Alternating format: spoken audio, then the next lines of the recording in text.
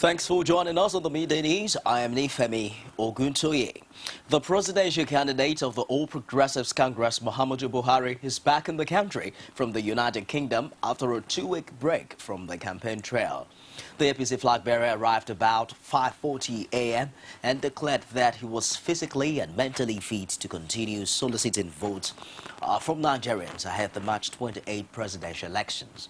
Buhari, who was accompanied by his Deputy Campaign Director General, Senator Olorunimbe Mamora, told journalists that he took some time off the campaign to get some rest. We'll bring you details of that story in our subsequent bulletins. Niger State Governor Babangida Aliyu is not fully convinced about the functionality of card readers in spite of assurances from the Independent National Electoral Commission.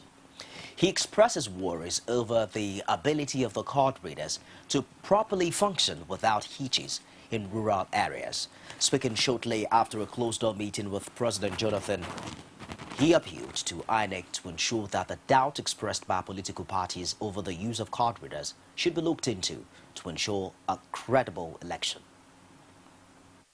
The concern of many people is this, that the card reader may have such difficulties, particularly in the rural areas. But we have been told that if they are charged, they will be okay. But I think the stand of many of the political parties is that where you have difficulties, what happens? I remember when they were registering me for the national ID card.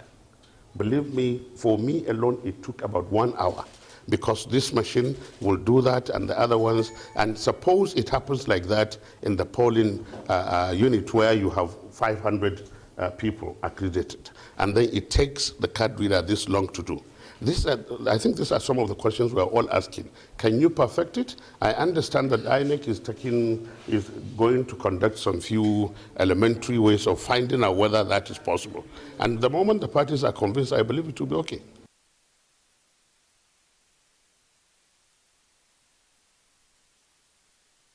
With the current spate of hate speeches and allegations among political gladiators in the mass media, which has resulted in corresponding increase in lawsuits, it has become pertinent now to reinforce the watchdog role of the press.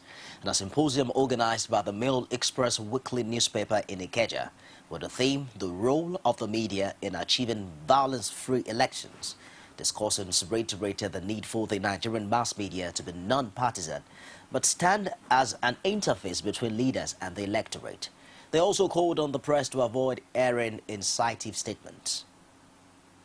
And I believe that reporters ought to go deeply and look for the truth and bring it out. It is not to cheap political goals here. Please, whatever word we are using, for me, I don't believe we should use clueless on our president. If he has not done anything well, let us report it that he has not done well in this area. If he has done well in one area, let us say, yes, he did well in this area. And I must tell you today, whether we like it or not, in the political era, everybody wants to score political goals. And everybody wants to campaign with their achievements. But for God's sake, stop telling lies about achievements that are not there. The APC Presidential Campaign Organization has accused the National Broadcasting Commission, NBC, and Advertising Practitioners Council of Nigeria, APCON, of promoting violence and hate with their inability to sanction radio and TV stations, industry players and groups who continuously breach regulations governing their activities. The campaign team specifically challenged the NBC to make good its threat to wield the big stick against airing broadcast stations by applying its code to all industry players across board without fear or favor. Spokesman for the campaign team, Gad Rashil, said in a statement that recent comments made by the NBC DG Emeka Umba were heartwarming, but he insists that the commission has not matched its words with action. The national leadership of the People's Democratic Party on Thursday said that Governor Ayo Fayoshi of Ekiti State was not speaking for the party on the call for the sacking of the chairman of Independent National Electoral Commission, INEC, Professor Tahiru Jaga. Fayoshi had called for the sacking of Jaga, adding that if President Goodluck Jonathan decided to remove him, heaven would not fall. But the party said the governor was merely expressing his personal opinion and that a statement should not be construed to mean the opposition of the party on the issue. The deputy national chairman of the party, Prince Uche Sendodos, stated this in an interview with journalists in Abuja on Thursday. He further denied that the PDP was pressuring the president to sack Jega. Meanwhile, the governorship candidate of the People's Democratic Party in Lagos, Jimmy Agbaje, has debunked claims now by an Igbo group under the auspices of Association of Concerned Igbo Residents of Lagos State that those endorsing the PDP candidate are merely after the material gains and do not have the interest of the entire Igbo populace at heart. In an interview after his adoption by Igbo rulers and the conferment of a title on him in Lagos, he says the PDP is a party for all, irrespective of tribe.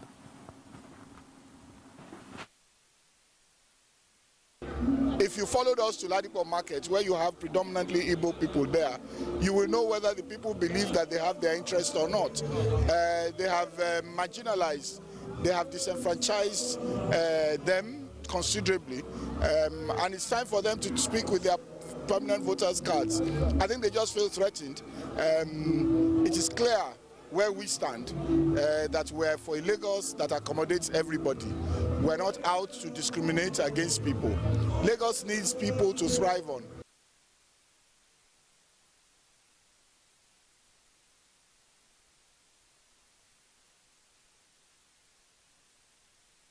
Other person going by any name or by any association, I see them and those who are opening shops because of the situation we find ourselves. Whenever there's political they open shop to make money out of the gullible politicians. But the politicians who know the leaders of Igbos, know the people to contact. So if anybody is talking and casting aspiration in the committee of Igbo nations in Lagos, is doing that to his own peril.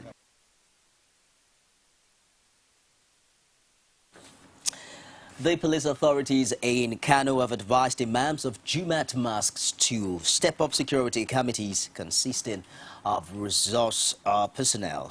This, according to the police, is with a view to putting a stop to a situation where youths carrying weapons at mosques in the name of providing security. Commissioner of Police Ibrahim Idris delivered the message at the meeting with the imams on security issues affecting the mosques. The police also advised that they conduct searches on people to ensure that no one goes in with dangerous weapons. We'll take a break now, and I'll be back with more stories. Don't go away. Every day, every hour, and every minute, news break in Nigeria. Things happen so fast, it's most times difficult to track and comprehend them. But that's what we do right here on Digit 360. 2015, would you want to come back again? It's like asking Jesus Christ if he knew he was going to die, will you want to come back as the savior of the world again? We do not just help you track the stories, we break them down, explore all the angles, analyze the issues so that you can fully comprehend the stories and use them to make the right decisions.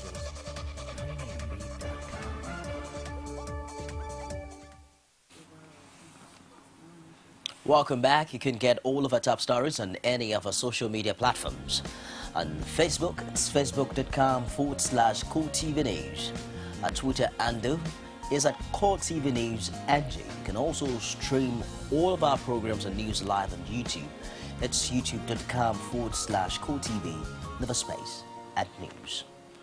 Moving on now, report has it that Boko Haram fighters have killed 68 people, mainly teenagers and the elderly, in a fresh attack on Njaba, setting the entire village on fire in Damboa local government area of Borno State.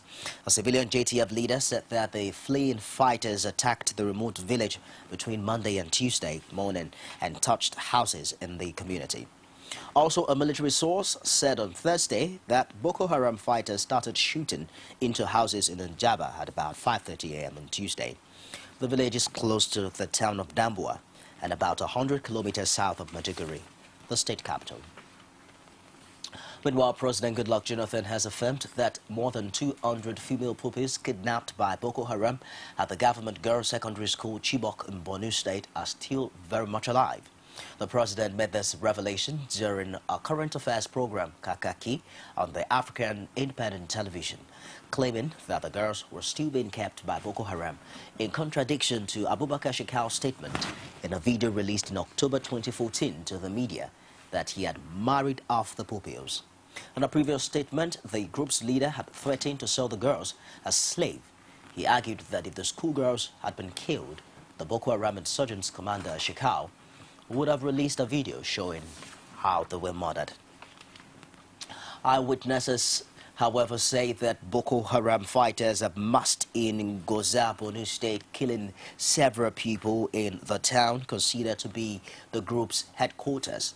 Senator Ali Ndume reveals that he had received reports of the insurgent build-up in the town where Boko Haram last year had declared its caliphate. Ndume, who has fled Goza on Tuesday, said the militant fighters had also killed several male residents in the town.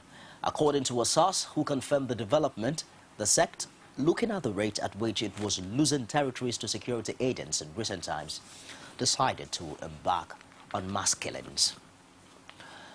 A federal high court in Abuja has fixed March 19 to deliver judgment on the suit seeking to enforce the rights of internally displaced voters in Borno State to exercise their franchise in the 2015 elections. The Attorney General of the state had gone to court seeking, among other reliefs, that the Independent National Electoral Commission, INEC, should make special arrangements for registered voters who are internally displaced in the state, so that they can vote in their various displaced locations. It says it's important that this becomes a reality. In his argument, however, counsel to the plaintiff is also saying that all needs to be done such that their rights will not be trampled on. The Economic and Financial Crimes Commission, EFCC, has arrested a suspected fraudster, Obechina Chikaluba, for allegedly swindling Kieran Oaks, a UK citizen, of £54,000, or the equivalent of 20 million naira, in love scam. Chikaluba, a 21-year-old student of Federal Science and Technical College Yaba in Lagos, met the victim on Facebook sometime in 2013. The suspect is said to have used the assumed profile of an American, Lisa Jackson, entered into a relationship with Oaks, with the pair agreeing to get married. In the course of the relationship, Jackson at various times collected money to the tune of about £54,000 from Oaks to enable him travel to the UK to meet her. But after an endless wait for a fiancé, it dawned on the Briton that she had been conned and consequently petitioned the EFCC.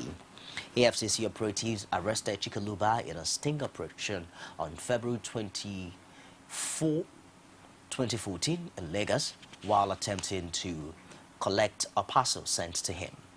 The commission says it will appear in court as soon as investigation is concluded. And moving away from there to stories outside Nigeria, join us for details after this break. You can now watch CoreTV News live from anywhere in the world on our website, www.coretvnews.com. Click on Live TV on our website and watch us live. And welcome to CoreTV Primetime Days. To follow us on Twitter, click on Twitter icon on our website.